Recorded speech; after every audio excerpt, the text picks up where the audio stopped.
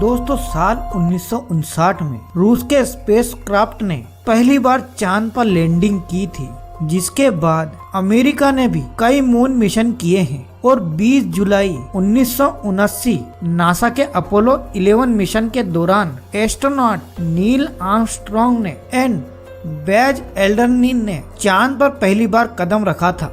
जिसके बाद नासा ने कई मून मिशन किए हैं और अपने कुल 12 लोगों को चांद पर भेजा है। लेकिन दिसंबर 1972 में अपोलो 17 मिशन के बाद नासा ने अचानक इंसानों को चांद पर भेजना बंद कर दिया, जिसके लिए उन्होंने कारण बता दिया कि चांद पर फिलहाल ऐसा कुछ नहीं है जिसकी गहनता से रिसर्च की जा सके। लेकिन कई लोगों का यह भी कहना था कि नासा ने असली कारण को छुपाया है, जबकि चांद पर नासा के अंतरिक्ष यान यात्रियों के साथ कुछ ऐसा हुआ था जिसे नासा चाहकर भी दुनिया को नहीं बताना चाहता।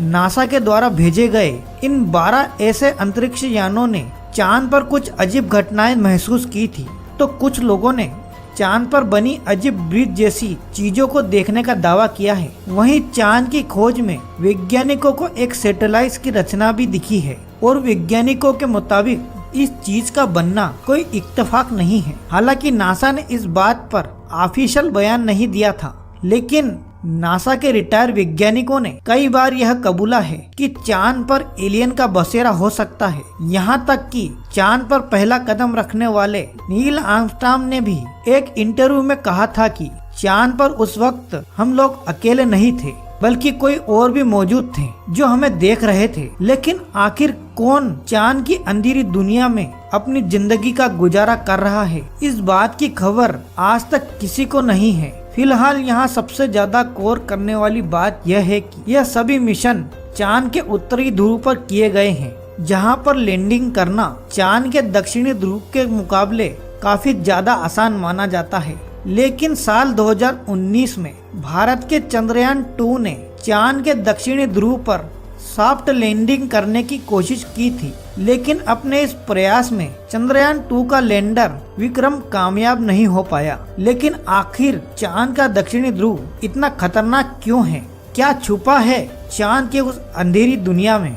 दोस्तों, चांद के दक्षिणी ध्रुव पर ऐसे कई बड़े बड़े गड्ढे हैं जिनमें करोड़ों सालों से सूरज की रोशनी नहीं पहुंची है, और सूरज की धूप न पहुंचने का सीधा सीधा मतलब है तापमान का ठंडा होना। इसीलिए कई बार दक्षिणी ध्रुव का तापमान -230 डिग्री सेल्सियस तक पहुंच जाता है। ऐसे में किसी भी इंसान का एयरक्राफ्ट से बाहर निकलना तो अलग बात है, खुद एयरक्राफ्ट के लिए भी ऐसे तापमान में काम करना बहुत मुश्किल है। दोस्तों, इतने कम तापमान में एयरक्राफ्ट के उपकरण काम करना बंद कर देते हैं। इन गड्ढों में सूरज की रोशनी ना पड़ने से चांद के कई हिस्सों में बहुत ज्यादा अंधेरा होता है, जिस वजह से चांद की ऑर्बिट में घूम रहे नासा और रूस और चीन वहां के ऑर्बिट को काफी कोशिश करने के बाद भी ठीक से नहीं देख पाए।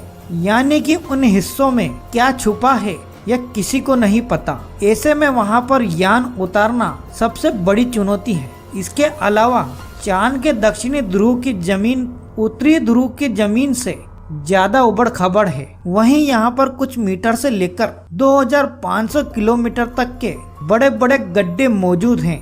दोस्तों, धरती से चांद के दक्षिणी ध्रुव की दूरी काफी ज्यादा होने के कारण यान से डीप स्पेस कम्युनिकेशन बनाए रखना काफी मुश्किल हो जाता है, क्योंकि इतनी दूरी पर रेडियो सिग्नल कमजोर हो जाते हैं और एंटीना से बहुत ज्यादा बैकग्राउंड नॉइस निकलने लगता है। साथ ही अपने कक्षीय गति यानी कि ऑर्बिट मोशन, जिसे चांद लगातार अपनी पोजीशन बदलता रहता है। ऐसे में तय की गई लैंडिंग साइट पर पहुंचने के लिए लैंडर को भी उसी अनुसार अपनी गति बदलनी पड़ती है। इसके अलावा चांद पर पृथ्वी से कम ग्रेविटी और बहुत महीन वातावरण है, इसलिए यान के नीचे उतरते वक्त उसे किसी भी प्रकार का फ्रिक्शन नहीं लगेगा, और इसी कारण चंद्रयान 3 को अपने ऊपर लगे बूस्टर का भरपूर प्रयोग करना पड़ेगा। ऐसे में अगर छोटी सी गड़बड़ी भी होती है तो वो बड़े खतरे का रूप ले सकती है। साथ ही चांद के दक्षिणी ध्रुव में काफी बड़ी बड़ी चट्टानें लैंडर को लैंड करने में काफी चैलेंज देती है और इसी वजह से चांद का दक्षिणी छोर बहुत भयानक है। इसीलिए आज तक उस अंधेरी दुनिया में कोई भी देश अपना विमान भेजने में कामयाब नहीं हो पाया है। पिछली बार चंद्रमा की सतह मात्र 2 किलोमीटर दूर चंद्रयान 2 के लैंडर से इसरो का संपर्क टूट गया था और इन्हीं में से किसी एक कारण की वजह से वो चांद की सतह पर क्रैश लैंडिंग करके तबाह हो गया था।